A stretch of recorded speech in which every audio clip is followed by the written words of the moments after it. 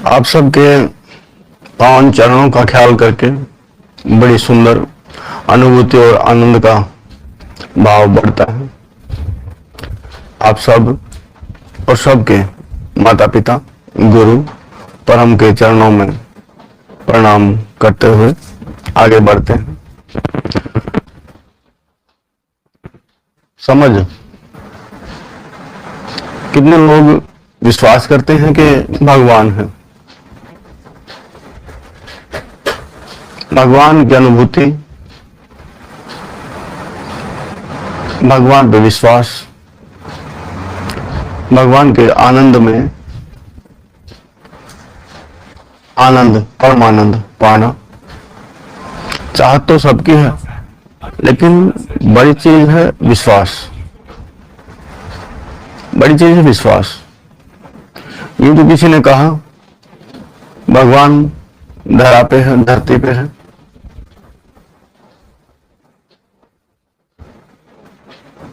और किसी अच्छी सोच में ये भी रहा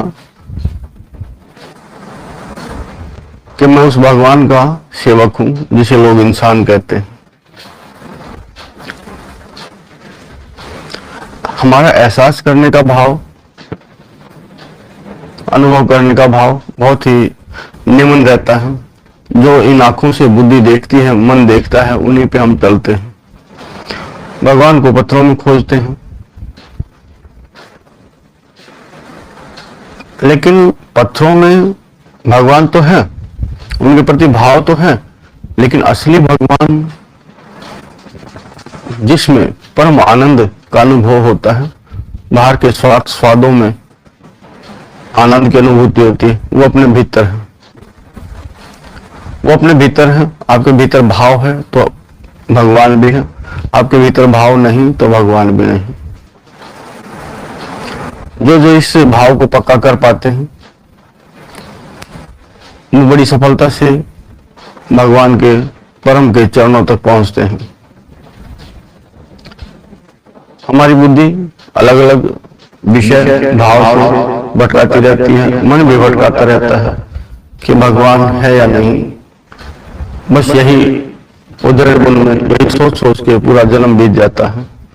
लेकिन जिसको मिला सहारा, उससे खोजते कहाँ है, जहां खोजते वहां नहीं। हम खोजते दुनियादारी में, परम तो है लेकिन असली परम नहीं।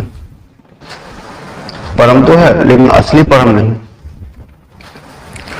असली परम के सब अंश आत्मा को खोज लिया, स्वयं की या किसी और की, तो आपको भगवान निश्चित मिलेगा। और जो सुख, जो आनंद, जो प्रेम भगवान के, प्रभु के, परम के शरण में मिलता है, बाहर की दुनिया में ऐसा सुख आनंद कभी कहीं है ही नहीं। सबसे बड़ा सुख, सबसे बड़ा आनंद प्रेम से शुरुआत करने पर हमें सबके भीतर मिलता है। एक अनुभूति खास होती है। हम सोचते ही रहते हैं, हम कभी रुकते ही नहीं, स्वयं को कभी रोकते ही नहीं कि सोचना बंद करें, बोलना बंद करें, मौन हो जाए। नहीं, दिन रात बुद्धि चलती रहती है, विचार देती रहती है, कभी काम के, कभी बिना काम के, कभी आगे बढ़ने के, कभी बहुत अधिक धन कमाने के, कभी बहुत बड़ा यश कमाने के। लेकिन क्या वो सही है? जो प्रकृति की रुचि है, जो आपने प्रारब्ध में किया हुआ है, चाहे वो होश में चाहे बेहोश में, उसका भोग तो हमें भोगना ही है। करे कोई भरे कोई, ये बात तो आपने सुनी भी होगी। करती बुद्धि है, करता मन है, चाहता है, लेकिन भोगना आत्मा को पड़ता है। उसके बाद प्रकृति हम सबको वही देती है जो हमने कर्म किया है। लेकिन जब आप सही मार्ग पे चलते हैं, परमपिता के मार्ग पे चलते हैं,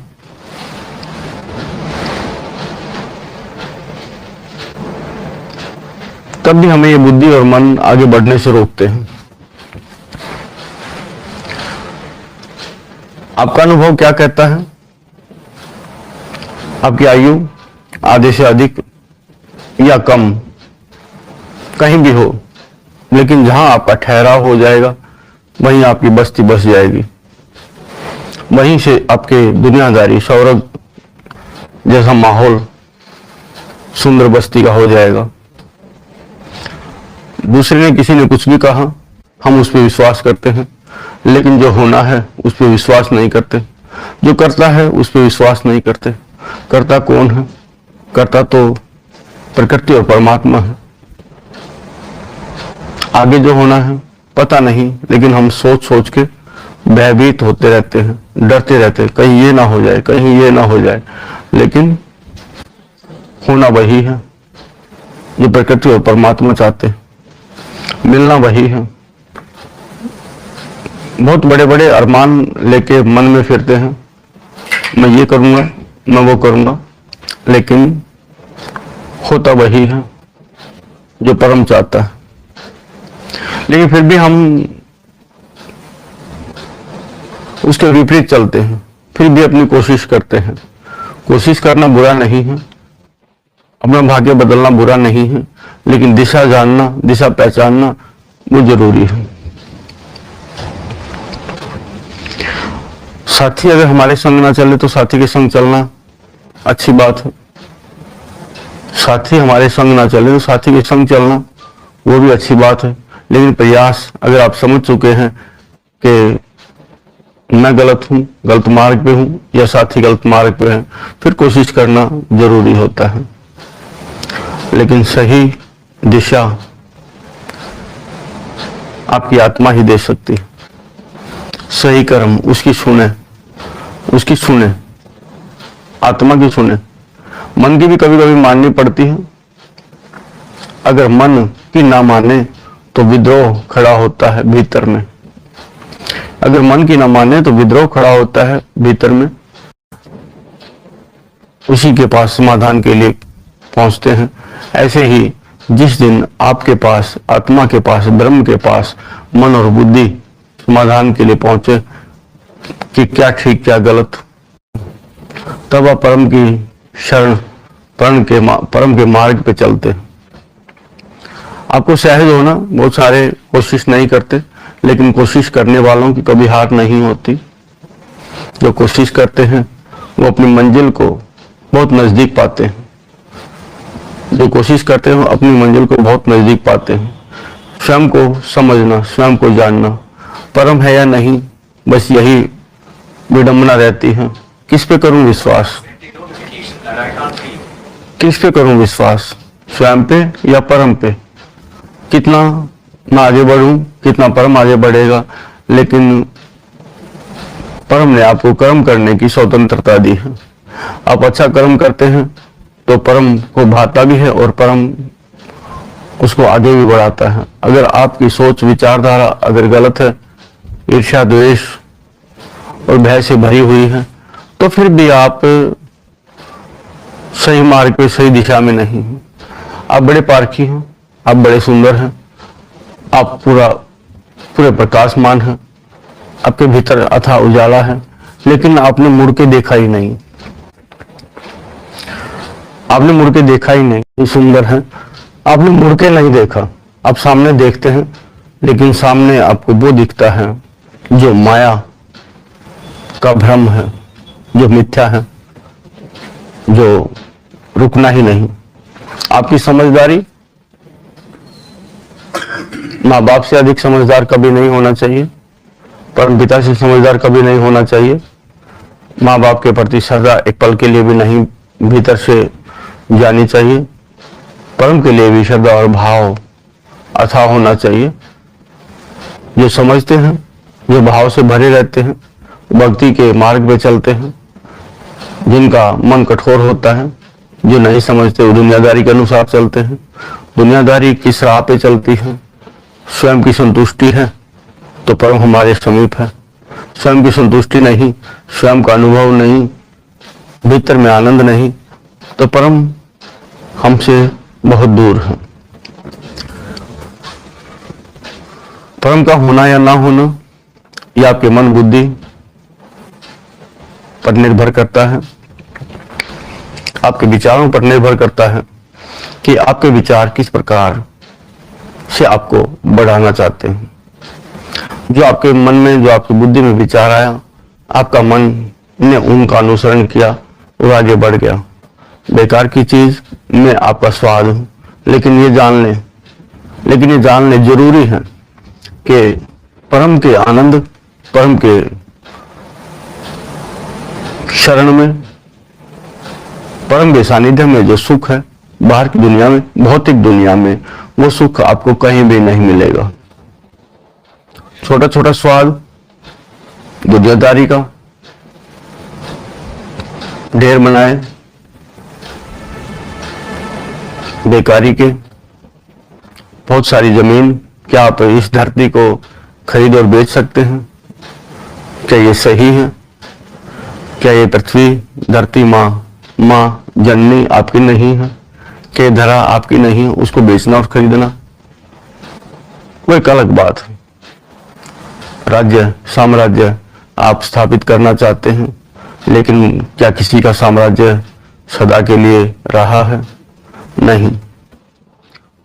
जितने दिन की आपका जन्म है, उन दिनों में आप बड़े सुखी, सुंदर भाव, प्रेम से रह सकते हैं, लेकिन रहते कभी भी नहीं। चिंताएं आपको घेरी रहती हैं, एक आती है एक जाती है, आपके भीतर भय बना रहता है, आप कहीं कहीं भटकते हैं। आज उसके मुख से कुछ सुना अपने बारे में, कल किसी और के पास पहुंचेंगे, परसों किसी और के पास पहुंचेंगे, लेकिन स्वयं के बारे में स्वयं न जानकर दूसरे से पूछते हैं, मैं कैसा, मेरा भाग्य कैसा, मैं कैसा, मेरा भाग्य कैसा। लेकिन स्वयं से पूछें तो पता लगे बहुत सुंदर है, बहुत ही अच्छा है, कोई फर्क नहीं। दुनियादारी हमें गलत कहे, जो कहे गलत, उसके भीतर गलत और बुराई ही भरी पड़ी है, वो वही देगा। लेकिन जिसके भीतर सुंदरता है, वो सुंदर ही बखान करेगा, उसको सभी सुंदर दिखते हैं। जो जैसा है वैसा ही उसके भीतर भाव है, वैसे ही विचारधारा है। अगर भीतर में द्वेष अधिक है तो सबसे द्वेष करेगा, उसको स्वयं के प्रति भी द्वेष ही कर पाएगा।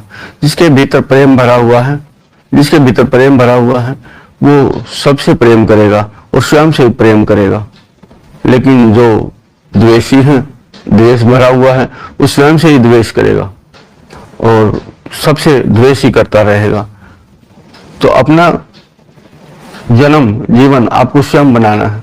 जब आपको अपना खुद भीतर से सुंदर लगने लगे, परमात्मा के प्रति आपका शहर, आपका आभार बने आपका परमात्मा के प्रति। आपने बहुत कुछ दिया है और बहुत सुंदर आपने जन्म दिया, जीवन दिया।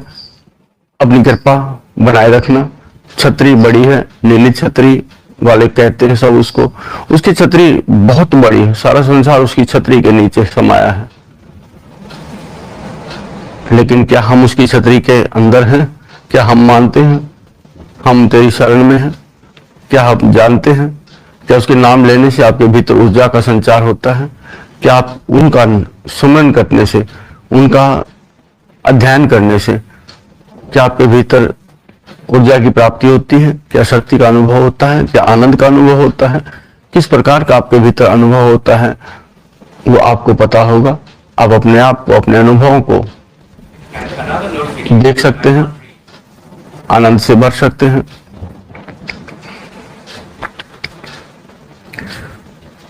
इसके लिए आपको सहज होना होगा। आपकी गति अधिक है, अगर मैं रुक गया तो मेरा सफर रुकेगा, मैं कुछ कर नहीं पाऊंगा, मैं कुछ जोड़ नहीं पाऊंगा, मैं इकट्ठा नहीं कर पाऊंगा, क्योंकि 5 भूत आपके पीछे लगे हुए हैं। 5 भूत कामनाएं, क्रोध, लोभ, मोह और भय, ये आपके पीछे लगे हुए हैं। इनसे आप डरते हुए भागते रहते हैं। लेकिन जब आप मुड़ गए और आपने सहज मुकाबला या उनसे निर्भय होने की सोच ली, परम आपका साथ अवश्य देगा, परम आपका साथ अवश्य देगा। लेकिन आपने कभी चाहा नहीं, कभी सोचा नहीं कि इनको छोड़ दें, परम से प्रार्थना करें इनको छुड़ा दे। आपने चेष्टा नहीं की कि इनसे मैं दूरी बना लूं। दूरी बनाने के लिए आपको उनको समझना जरूरी होगा। क्रोध किस प्रकार आता है, आपके भीतर क्रोध किस प्रकार प्रवेश करता है। आपके भीतर कोई सुई, कोई धूल मिट्टी, कोई चींटी चढ़ जाती है, आपको उससे बड़े भ्रमित रहते हैं। चींटी शरीर पे घूमती है, आप देख नहीं पाते कहाँ है, लेकिन आपका ध्यान उस चींटी पे रहता है। चींटी मेरे शरीर पे कहाँ पे घूम रही है, आपका ध्यान वही ध्यान तो है जो आप भीतर से अपनी ऊर्जा, अपनी शक्ति, अपनी ज्योति, अपने प्रकाश का अनुभव कर सकते हैं। आप सफर भी कर सकते हैं। हार्ड मास का शरीर मानते हैं तो बाहर की दुनिया में हार्ड मास का शरीर है, बाहर की दुनिया में, लेकिन जब आप भीतर चले जाएंगे तो सूक्ष्म शरीर का अनुभव होगा। वहां ना हार्ड है, ना मांस है, ना रक्त है, 5 तत्व से वहीन है। 5 तत्व यही रहता है, दुनियादारी में बनता है। 5 तत्वों के प्रति भी आप समझे तभी आप भीतर प्रवेश कर सकते हैं। आपकी आराधना बिना भय के हो। हम कभी भी भगवान के बाहर की दुनिया में पुजारी बनते हैं तो भय के कारण बनते हैं, भय के कारण, कुछ कामनाओं के कारण। भगवान की पूजा 2 ही कारणों से हो सकती है। घट ना जाए, मुझे चाहिए वो मिलता नहीं। आप प्रार्थना भी भय से करें, लेकिन आपकी प्रार्थना में भय ना हो, आपकी प्रार्थना में भय ना हो, आपकी प्रार्थना में कोई चाहत, कोई डिमांड ना हो।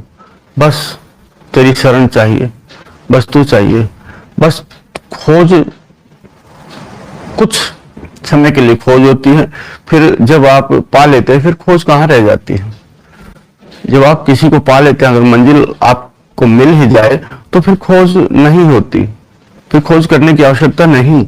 लेकिन हम हैं कि सारी जिंदगी उस परमात्मा की खोज में ही लगा देते हैं। कहाँ है परमात्मा, उसको अनुभव ही नहीं कर पाते। ना हम सहज हुए, ना धन कमाना, किसी प्रकार का भी धन हो उसी प्रकार आपको ढेर लगाना है, धन का ढेर लगाना है। और जो जितना धन अधिक कमाता है वो अपने आप को अधिक सुखी मानता है, धनवान मानता है, लेकिन वो उस धन के कारण सुखी कभी नहीं होता।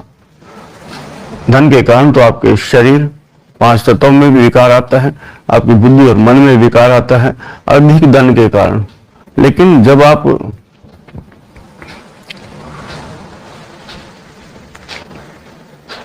धन को छोड़ देते, किसी भी प्रकार का धन है, आप उसको त्याग देते हैं, हीन हो जाते हैं, संपत्तिहीन, बुद्धिहीन, भीतर जाके तभी वो संभाल सकता है। बुद्धिहीन, संपत्तिहीन जब आप हो जाते हैं तब वो ख्याल रखता है। आप अपने पल्ले कुछ ना रखें। साधु संत फकीर क्या भोजन नहीं करते, उनके पल्ले कुछ नहीं होता, उनके वस्त्र होते हैं, उनमें कभी जेब नहीं होती। धन पैसा जो असली है उसके वस्त्रों में कभी जेब नहीं होती। वो परमात्मा पे पूर्ण विश्वस्त रहता है, पूर्ण विश्वस्त रहता है। तू देगा और तुझे ही देना है, प्रकृति उसे देती है और देती ही रहती है। लेकिन फर्क है विश्वास का। आप दुनियादारी पर अधिक विश्वास करते हैं, आप परम पर अधिक विश्वास करते हैं। एक कहूं कोई कथा, अपने एक यात्री भगवान से मिलने, पुरानी कथा है, एक यात्री भगवान से मिलने के लिए भगवान के दर पे पहुंचा। पहुंचने से पहले उसको दो व्यक्ति मिलते हैं।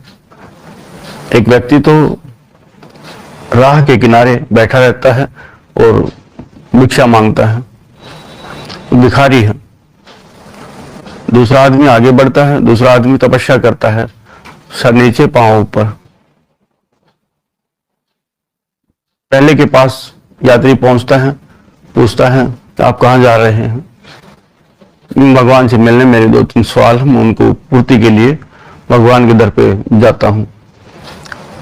तो वो भिखारी बोलता है कि भगवान को एक बात जरूर बोल देना, मेरा नाम ये है, मेरा पता ये है, कि मुझे समय पे भोजन दे दिया करें। मैं किसी आगंतुक, किसी यात्री के लिए नहीं बैठा हूं कि कोई मुझे दे। मैं अपने परम के लिए ही बैठा हूं कि परम ही मुझे सब कुछ दे। मुझे भोजन समय पे भेज दें। भगवान से कहना, मुझे भोजन समय पे भेज दें। मैं किसी और पे आश्रित नहीं हूं, सिर्फ भगवान पे ही आश्रित हूं। यात्री ने सोचा, यात्री ने कहा कि हाँ, मैं पूछ लूंगा, भगवान को बोल दूंगा। आगे जाके जो तपस्या करने में लीन था, नीचे सर ऊपर पांव थे, उसने कहा कि कहाँ जाते हो? कि भगवान से मिलने। तपस्वी ने कहा कि मैं तपस्या करता हूं, भगवान से मिलने की चाह मेरी है, वो मुझे दर्शन कब देंगे? पूछ के आना। कि ठीक है, मैं पूछ लूंगा। यात्री भगवान के दर पर पहुंचता है, भगवान से अपनी बातें करता है, लेकिन चलते समय वो पूछता है, भगवान, एक भिखारी रास्ते में मिला था, उसने कहा कि मेरा भोजन समय पे पहुंचा दे। भगवान पे आश्रित हूं। भगवान ने एकदम कहा, हाँ हाँ ठीक है। उनका अपना आदेश देता है जो कार्यवाहक होते हैं कि उसका भोजन जल्दी से समय पे पहुंचाए, विलंब ना करें, अभी भेजें और समय से ही भेजते रहें। बहुत अच्छी बात है। एक कार्य यात्री का पूरा हुआ कि मेरे तो पूरे हुए, लेकिन एक भिखारी का कार्य भी मैंने बोल दिया। दूसरा, यात्री ने भगवान से कहा, भगवान जी, एक तपस्वी है, वो नीचे सर किए हुए, ऊपर पांव किए हुए तपस्या करता है, आपके दर्शनों को लालायित है, आप उसको दर्शन कब देंगे? भगवान ने कहा, अभी समय है, उसको कहेंगे और तपस्या करे, समय मैं आ ही जाऊंगा, लेकिन अभी समय है। ठीक है। यात्री ने पूछा, भगवान ऐसा क्यों? उसके लिए आपने एक पल में बोल दिया कि उसका भोजन पहुंचाएं, और जो तपस्या करता है आपके लिए, उसके लिए अभी विलंब है, ऐसा क्यों? भगवान ने कहा, ठीक है, तुम्हारी समझ में आएगा, लेकिन तुम जाते हुए एक एक बार उनको बोलना कि भगवान ने जो सुई का नक्का होता, सुई के नक्के से ऊंट निकाल दिया। फिर देखना कि ठीक है। यात्री वापसी हो लिया और जो तपस्या करता था तपस्वी के पास पहुंचे। तपस्वी ने बड़ा खुश होकर पूछा, बताइए मेरे बारे में क्या कहा? यात्री ने कहा कि आपके बारे में अभी थोड़ा सा विलंब कहा है कि आप और तपस्या करें, समय होते ही, आपका मन बदलते ही मैं आ जाऊंगा। अच्छा ठीक है, कोई बात नहीं। यात्री ने कहा, लेकिन एक अद्भुत बात हुई, भगवान ने सुई के नक्के से ऊंट को निकाल दिया। तपस्वी कहता, नहीं, ऐसा नहीं हो सकता, पागलों जैसी बातें करते हो आप। कोई सुई के नक्के से ऊंट निकाल सकता है? ये नहीं हो सकता, ऐसा नहीं हुआ होगा।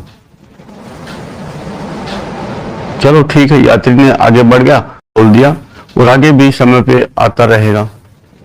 भिखारी ने कहा, हाँ, मेरा समय, खाना, भोजन मेरी भूख से पहले मेरे पास पहुंच जाता है।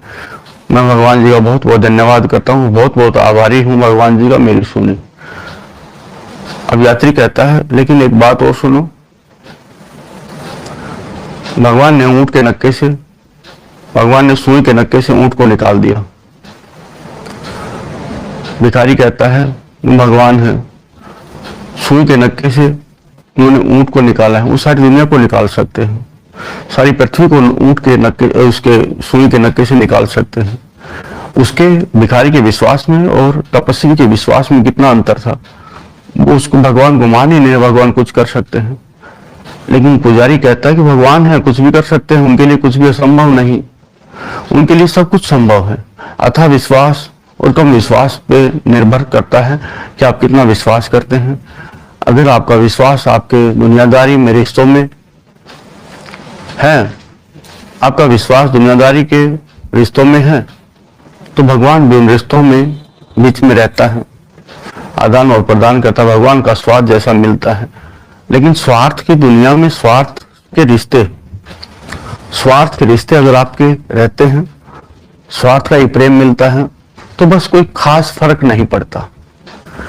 मन चाहता है नए नए रिश्ते बनाना, लेकिन बुद्धि कहती है नहीं, पुराने ही अच्छे हैं, उनके साथ उसके अनुभव हैं, पुरानों के साथ उनके अनुभव हैं। बुद्धि आगे भटकना नहीं चाहती। बुद्धि वही करती है जो उसको अनुभव है, जो उसने किया हुआ है। जो बुद्धि जानती है वही बुद्धि करती रहती है। लेकिन मन हमेशा नए रिश्तों पे भाव रखता है, नए काम पे ध्यान रखता है। मन जब चंचल रहता है, आप भटकते रहते हैं, आप कुछ कर नहीं सकते। लेकिन जब मन सहज होता है, आपकी सुनता है, समझता है, गुणवत्ता जब गुणता है, आप सब कुछ सुनते हैं, लेकिन आपका ध्यान कथा को ही सुनता है। लेकिन कथा में तो स्वयं बैठे रहते हैं, 5 तत्वों का शरीर बैठा रहता है, लेकिन आपकी बुद्धि मन भटकता रहता है। जो निंदक होता है वो भगवान की कथा में भी निंदा करता ही रहता है, बुरा सोचता ही रहता है, बुरा कहता ही रहता है। उसका मन कहीं और भटकता रहता है। उसके घर और परिवार में, कहीं और दुनियादारी में कुछ लालायित रहता है, कुछ और चाहतों में। दुनियादारी में वो अपना स्वार्थ ही खोजता रहता है, अपना भोग की इच्छा ही तृप्ति के लिए खोजता रहता है। कौन मेरी तृप्ति कर सकता है? तो ऐसा ही मन है। भगवान पे जो विश्वास करता है, विश्वास से ही भगवान सामर्थ होते हैं। जिसका विश्वास नहीं, उसके लिए भगवान भी नहीं। जो स्वयं आत्मा को नहीं जानता, वो परमात्मा को भी नहीं पहचानता। जानने के लिए आपको कोशिश और लगन करनी होगी, आपका विश्वास अथाह करना होगा। अपने भीतर देखें, आप बुराई को खोजते हैं या अच्छाई को खोजते हैं?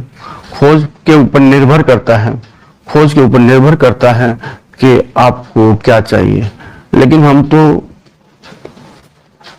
जागे ही नहीं, बस मेहनत की, खाना भोजन के लिए, दुनियादारी में यश बढ़ाने के लिए, मान बढ़ाने के लिए, और स्वाद, भोजन का स्वाद, इंद्रियों का स्वाद, उसके लिए हम जीते रहते हैं।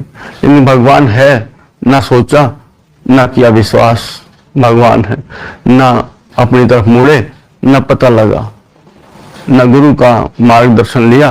5 तत्वों का ही मार्गदर्शन लेते रहते हैं, लेकिन असल जो चीज है वो गुरु की आत्मा है, और वो आत्मा सूक्ष्म शरीर में है। और सूक्ष्म शरीर को आप जान भी सकते हैं। आपके आकाश में सूक्ष्म शरीर की आप सेवा भी कर सकते हैं। जो दिव्य है, जो पुण्य है, जो संतों से भी बड़ी संत आत्मा है, वो आपकी भी है, और आप उसको समझने की चेष्टा कर सकते हैं और करनी भी चाहिए।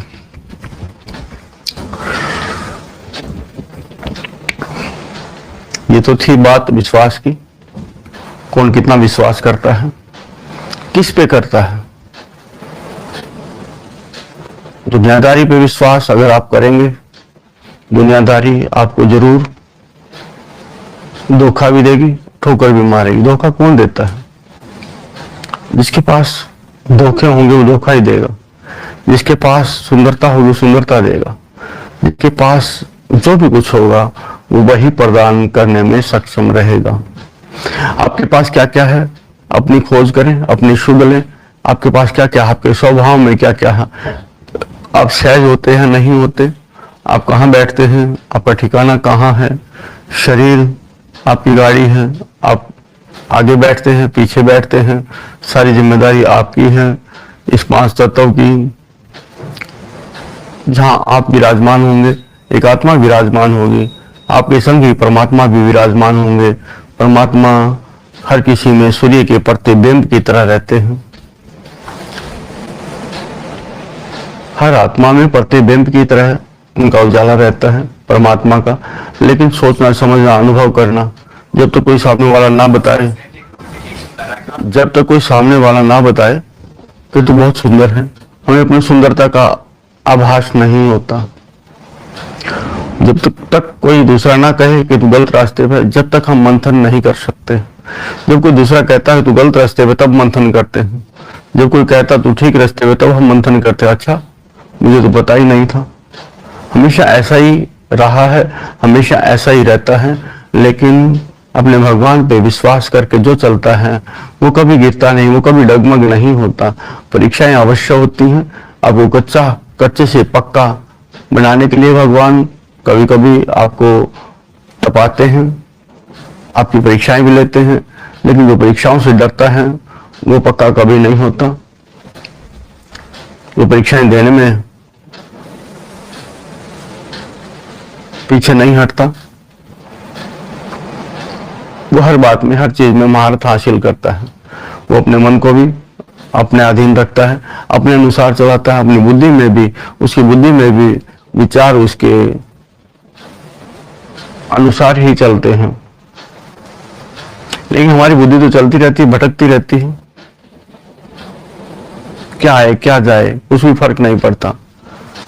लेकिन मौन धारण करना, आप कहेंगे कि मेरी बुद्धि काम करना बंद कर गई,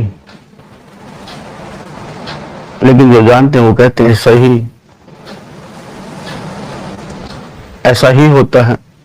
जैसे ब्लैक बोर्ड पे, श्याम पट पे आपने डस्टर फेर दिया, सब कुछ साफ हो गया, उसके बाद जो लिखेंगे वो अच्छा होगा, खास होगा, वो साधारण नहीं होगा। जब अगला लेख आप लिखते हैं सहज होके, शांत होके, तो उस लेख में बहुत खासियत होगी। जो पहले से लिखा हुआ है, बिना कुछ सोचे समझे, न भाषा समझ आए, न उसका उत्तर अर्थ समझ आए, कुछ भी तो समझ में नहीं आता। लेकिन जब आप सहज होके जब उस पर लिखते हैं बड़े ध्यान से, तो हर एक शब्द बड़ा सुंदर होता है। जैसे सुंदर शब्द के भीतर अर्थ बड़ा गहरा होता है, ऐसे ही और हर शब्द, हर कर्म आप बड़ा ही सुंदर बनाएंगे। सामने वाला कहेगा वाह, आप भी कहेंगे वाह, मुझ में इतनी गुणवत्ता है। लेकिन इसीलिए सहज आपको होना पड़ेगा। सहज होने के लिए को सहज और शांत करना होगा। अपनी श्वास पे ध्यान दें। जिसने श्वास पे ध्यान दिया है, कहां से चलते हैं, कहां तक पहुंचते हैं, उनका सफर कहां तक है। आपके श्वास पे प्राण भ्रमण करते हैं, झूला झूलते रहते हैं। अगर आप आकाश में विराजमान हैं तो आपको अनुभव होगा। जब आप अपने श्वास पे ध्यान देते हैं तो श्वास आपकी अपने आप ही बढ़नी शुरू हो जाती है। लेकिन देते रहते श्वास पे ध्यान दे, वो अपने आप ही स्वतः ही वो सहज और शांत होने लगते हैं। एक समय ऐसा आता है कुछ देर बाद के श्वास का आपको पता ही नहीं, आता है जाता है, आता है जाता है, आता है जाता है। आपको बस उसके साथ ही भ्रमण करना है। फिर ना आपका उतना अधिक पेट ऊपर नीचे होता, ना आपकी श्वास अधिक शोर करती। लेकिन कभी कभी आप ध्यान धरते हैं, ध्यान धरते ही आपके श्वास का, आपकी वायु का वेग अधिक होता, अधिक वेग से बाहर आती है और अधिक वेग से ही भीतर प्रवेश करती है। लेकिन आपने हमेशा अपनी श्वास पे ध्यान रखना है, लेकिन बाहर जाती श्वास पे। आपके नाक से श्वास को थोड़ा सा और आप साथ रह के थोड़ा सा और धक्का दीजिए, बाहर निकले, भीतर तो अपने आप ही आ जाएगी। अपने श्वास पे ध्यान धरना आपकी पहली सीढ़ी है, पहला पड़ाव है। जिसने अपने श्वास को शांत कर लिया, वो आगे का सफर भी शुरू कर सकता है, देख सकता है कि उसकी बुद्धि में क्या विचार आते हैं। आपको कुछ करना नहीं, आपको संग संग चलना है समय के, परम के। जो संग संग चलता है उसका समय भी अच्छा व्यतीत होता है और गलत कर्मों से बचने का भी उसके पास अवसर होता है। लेकिन जो अकेला चलता है उसको अपने कर्मों का पता नहीं रहता। इसीलिए सहयोग करें और लें। सहयोग किसका? अपने भीतर वालों का। आपके भीतर क्या क्या है? आपके श्वास है, उसके बाद आपकी इंद्रियां हैं, उनको भी भीतर ले चलें। जो अथाह स्वाद है, ये बात पक्की मान लें, जो उसके ध्यान में, उसके भजन में, उसकी सेवा में, उससे प्रेम करने में जो स्वाद है, जो आनंद है, वो और कहीं भी नहीं है। बाहर की इंद्रियों के स्वाद, भोजन की, जो भोजन आप करते हैं, जो तीखा, चटपटा, बेकार भोजन करते हैं, उस भोजन में उतना स्वाद नहीं होता जितना स्वाद आपके भीतर प्रवेश करने में है। जो भीतर प्रवेश करता है, जो भीतर प्रवेश करता है, उसके समागम की तैयारी आत्मा परमात्मा में समा जाना। आपका ध्यान धरना एक मरण है। परम पिता को चाहने के लिए, पाने के लिए मरना जरूरी है।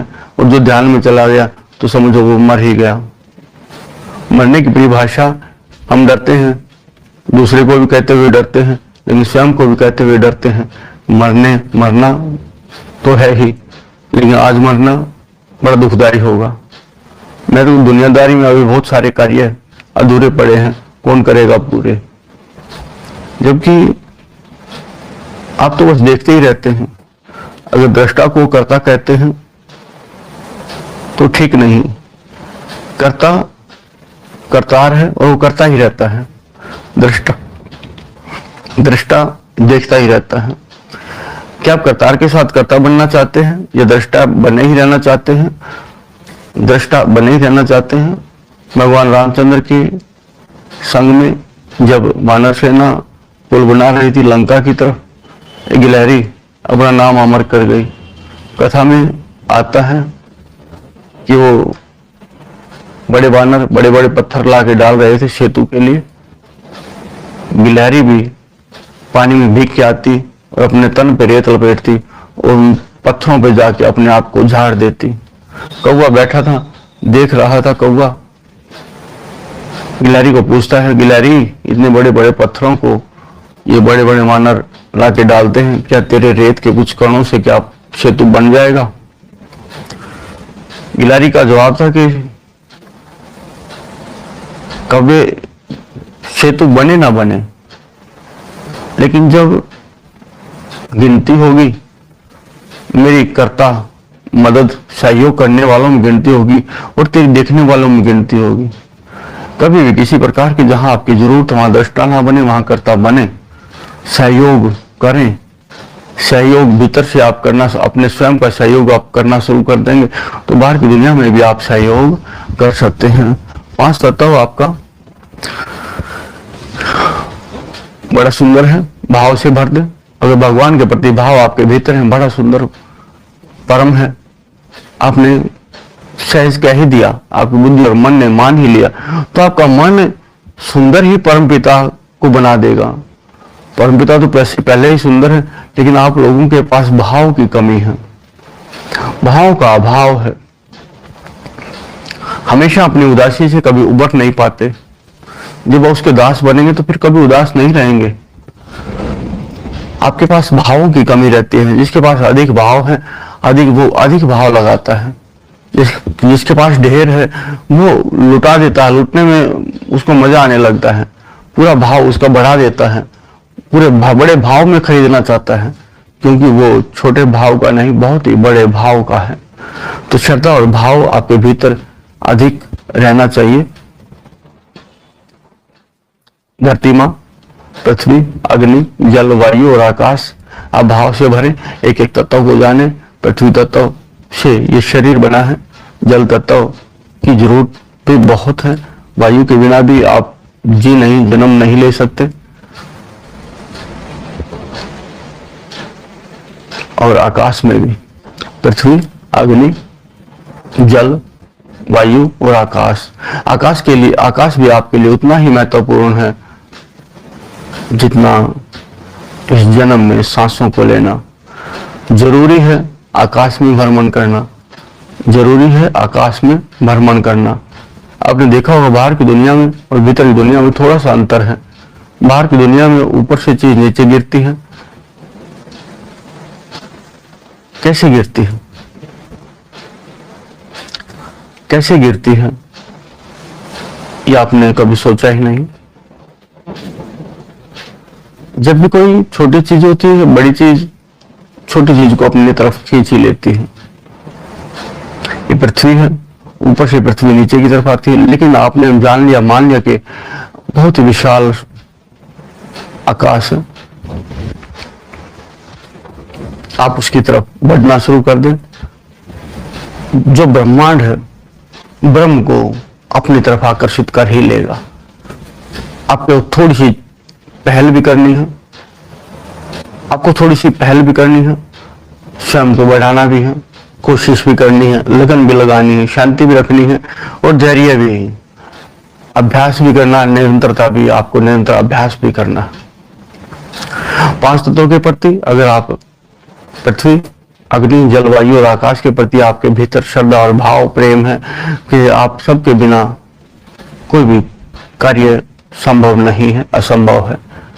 उससे आगे पांच भूत काम, क्रोध, लोभ, मोह और भय जो आपके पीछे लगे रहते हैं, आप वापस मुड़ के उनके पीछे लगना शुरू कर देंगे तो वो भी पीछे हटना शुरू कर देंगे। इधर पांच तत्व की कृपा आप पर बनेगी, तत्वों के भीतर विशाल में प्रवेश करने की चेष्टा आप करेंगे। उसके बाद आप निर्भय और निर्विचार हो जाएं, ना कोई सोच है ना कोई विचार है। जब भी आप सुनते हैं, बैठते हैं, तो उससे अगला कुछ न कुछ ख्याल आपके भीतर आता ही है, लेकिन आप निर्भय रहें, निर्विचार रहें। जब आप एकांत में अकेले में बैठते हैं तब आपका ध्यान भजन और परम की चाहत आपके भीतर आती है, थोड़ी भी हो चाहे लेकिन आती है, तो एक ना एक दिन बड़ी चाहत भी आपके भीतर होगी, आप उसको भूल ना पाएंगे। लेकिन शुरुआत आपको करनी है एकांत में, जब आपको याद आने लगी। जब कोई चर्चा करता है तब तो आप सुनते हैं, बहुत सारे लोगों को चर्चा करने में, चर्चा सुनने में भी आनंद नहीं आता। बहुतों को चर्चा सुनने में आनंद आता है, बहुत जब तक सुनते रहते हैं तब तक ध्यान में रहते हैं, लेकिन जब चर्चा बंद होती है उसके बाद से ध्यान में, ख्याल में कुछ आना, सब कुछ आना बंद हो जाता है। लेकिन चर्चा के बाद भी आपके ख्याल में जो रहे वही आपकी असली अनुभूति है, वही आपका असली अनुभव, आनंद है।